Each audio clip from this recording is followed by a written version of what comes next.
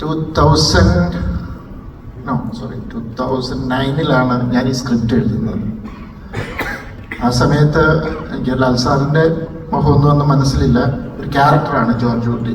ഞാനൊരു നമ്മളൊരു ആർട്ടിസ്റ്റിലേക്കൊന്നും ആക്ടറിലേക്കൊന്നും പോയിട്ടില്ലായിരുന്നു. സോ എന്നെ സംബന്ധിച്ചിടത്തോളം ഒരു സാധാരണ മനുഷ്യൻ, വളരെ നല്ലൊരു മനുഷ്യൻ, ഒത്തിരി നന്മകളുള്ള ഒരു സാധാരണക്കാരനായ ഒരു മനുഷ്യൻ,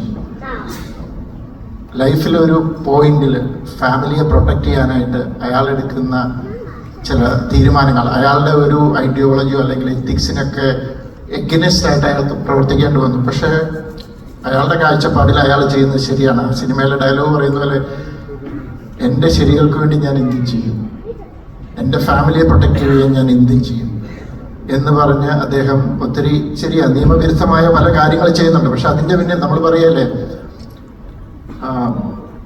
ലക്ഷ്യം മാർഗത്തെ സാധൂകരിക്കുന്നു എന്ന് പറയുന്നുണ്ട്. അപ്പം അങ്ങനെ ഒരു കൈൻഡ് ഓഫ് മാനസികാവസ്ഥയിൽ നിന്നാണ് ജോർജ് കുട്ടി ഇതെല്ലാം ചെയ്യുന്നത്.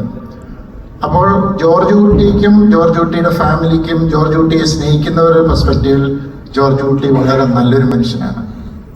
പക്ഷെ അതുകൊണ്ട് അഫക്റ്റഡ് ആകുന്ന വ്യക്തികൾ, ഇപ്പൊ പ്രഭാകറായാലും ഗീതാ പ്രഭാകറായാലും അതുപോലെ വേറെ പല രീതിയിൽ, ഇപ്പോൾ പോലീസ് ഡിപ്പാർട്ട്മെന്റിലുള്ളവരായാലും വേറെ ഏതെങ്കിലും രീതിയിൽ ജോർജ് കുട്ടി യൂസ് ചെയ്യപ്പെട്ടു എന്ന് അറിഞ്ഞവർക്കും ജോർജ് കുട്ടി ഒരു നല്ല മനുഷ്യനല്ല.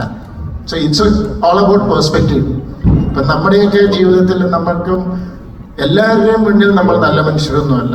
ചിലരുടെ മുന്നിൽ നല്ല മനുഷ്യരാണ്. നമ്മൾ സ്നേഹിക്കുന്നവര് ചിലപ്പം സ്നേഹിക്കുന്നവരുടെ മുമ്പിൽ നമ്മൾ നല്ല മനുഷ്യരാണ്. നമ്മളെ ഇഷ്ടമില്ലാത്തവർക്ക് നമ്മൾ വളരെ മോശക്കാരനായ ഒരു മനുഷ്യനാണ്.